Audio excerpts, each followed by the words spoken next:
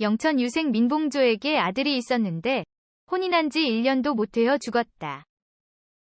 홀로 된 며느리 박씨는 양반 문벌 집안이었다. 예에 따라 초상을 치르고 시부모를 효성스럽게 봉양하니 이웃 사람들이 칭찬했다. 박씨는 시집 올 때 만석이라는 젊은 종을 데리고 왔다.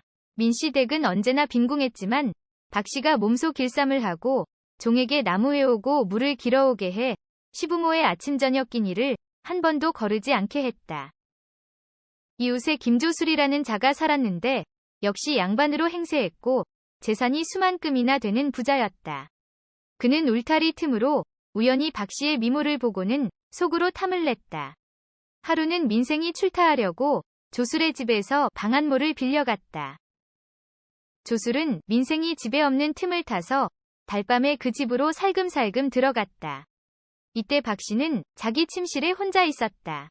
그 방은 시어머니의 방과 벽 하나를 사이에 두고 있었고 작은 문이 있었다.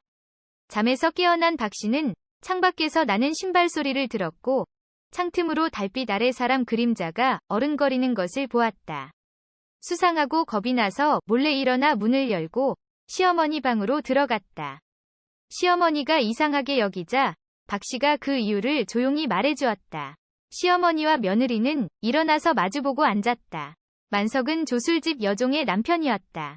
만석이 그날은 자기 집에서 잤으니 박씨 집에는 다른 사람이라고는 아무도 없었다.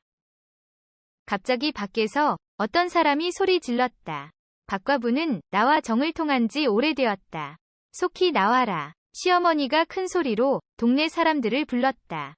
도둑이야. 이웃집 사람들이 불을 들고 몰려오자 조술은 자기 집으로 도망갔다. 박씨와 시어머니는 그놈이 조술인 것을 알았다. 민생은 돌아와 그 이야기를 듣고 분을 이기지 못해 관가에 고소장을 바치려 했지만 소문이 안 좋게 날까봐 참았다. 그 뒤 조술은 동네 사람들에게 또 말했다. 박씨는 나와 정을 통하여 잉태한 지 벌써 서너 달은 되었지. 이 말이 자자하게 퍼져나갔다. 박씨는 그 말을 듣고 다짐했다. 오늘은 관가에 고소해 꼭 수치를 씻으리라. 박씨가 관가 마당으로 들어가서 조술의 죄악을 명백히 고했다. 그리고 자기가 무고를 당한 실상을 밝혔다. 이때 조술은 관속들에게 뇌물을 먹여놓아 그 읍의 관속들은 모두 조술의 종이 되어 있었다. 형리가 말했다. 그 여자가 음탕한 짓을 하고 다닌다는 소문이 돈지는 오래되었지. 고을 원인 윤희연도 관속들의 말만 믿고 이렇게 말했다. 네가 정말 정절을 지키고 있다면 설사 남으로부터 무고를 입었다 하더라도 시간이 흐르면 억울함이 저절로 벗겨질 것이거늘 어찌하여 관가에 와서 스스로 해명하려 드느냐. 물러가는 것이 마땅하도다. 박씨가 말했다. 관아에서 결백을 가려 김조술의 죄를 엄단하지 못한다면 소첩은 이 관아 마당에서 마땅히 자결하겠습니다. 박씨가 차고 있던 작은 칼을 꺼내들었다. 박씨가 말하는 기운이 간계했다. 원이 화를 내며 꾸짖었다. 네가 이런 짓으로 내게 겁을 주고 내 마음을 움직이려 한단 말이렸다. 죽으려면 큰 칼로 내 집에서 죽어야지 어찌 작은 칼을 가지고 그러느냐? 썩 나가렸다. 원이 관비들을 시켜 박씨의 등을 떠밀어 관문 밖으로 내쫓았다. 관문 밖으로 나온 박씨는 방성대곡하고 작은 칼로 목을 찔러 자결했다. 보고 있던 사람들이 다 당황하고 놀랐다. 원도 그제야 놀라서 시신을 운반해 가게 했다. 민생은 분을 이기지 못해 관가 마당으로 들어가 소리쳤다. 원은 그가 백성으로서 관가에서 폐악을 부렸고 원을 침핍했다고 가명에 보고했다. 민생은 안동부에 이감되었다. 종 만석은 실상을 알릴 작정으로 상경해 임금의 수레 앞에서 면금했다.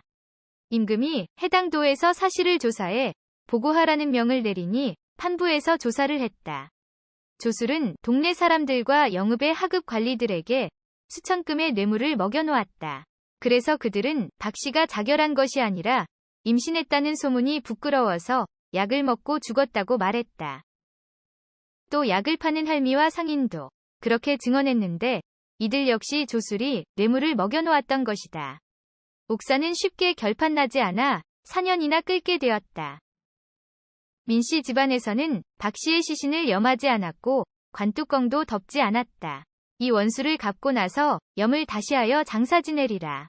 이렇게 다짐했다. 박씨의 시체는 건넌방에 둔 지 4년이 지났지만 조금도 상하거나 부패하지 않아 살아있을 때와 같았다. 그 문 안에 들어가도 더럽거나 나쁜 냄새는 전혀 나지 않았고 파리조차 가까이 오지 않았으니 기이한 일이었다. 봉화원 박씨원은 박씨와 육촌남매 사이였다. 민씨 집에 가서 곡하고 관뚜껑을 열어보았는데 박씨가 살아있을 때와 다름이 없었다고 했다. 만석은 김조술 집 여종의 남편으로 일남일녀를 두었지만 이런 일이 일어나자 아내를 쫓아내고 고별하며 말했다. 너의 주인은 내 주인을 죽였으니 그 집은 원수의 집이다. 부부의 위리가 비록 중요하지만 종과 주인의 분수 역시 가볍지 않다. 너는 내 주인에게로 돌아가거라. 나는 내 주인을 위해 죽겠다. 그러고는 아내와 결별하고 한양과 고을을 분주히 오가면서 꼭 복수하고자 했다. 판서 김상유가 경상도 관찰사였을 때 만석은 또 상경하여 면금을 했다. 임금은 본도에 계하하여 사관을 다시 정해 철저히 살피게 했다. 민씨 집에서는 박씨의 관을 지고 와서 관아마당에 두었는데 관 안에서 비단 찢는 소리가 들려나왔다. 민씨 집 사람이 관뚜껑을 열어 보여주고자 하니 사관은 관비를 시켜 살펴보게 했다. 박씨의 얼굴색은 살아있는 것 같았고 두 뺨에는 홍조가 있었으며 목 아래에는 칼에 찔린 핏자국이 분명했다. 백가죽이 등에 붙었고 피부가 돌처럼 단단해졌지만 부패하거나 상한 기운은 전혀 없었다. 약재상과 약을 판 할미를 엄하게 국문하니 비로소 사실을 자백했다. 조술이 저희에게 각각 200냥을 주었기에 그렇게 말했습니다. 관아에서 이 사실을 임금께 아뢰었다. 조술은 그제야 법에 따라 죽임을 당했다. 박씨에게 정려문을 내리고 만석에게는 복호를 내렸다. 영남 선비들이 비를 세워 만석의 충성을 기록했다.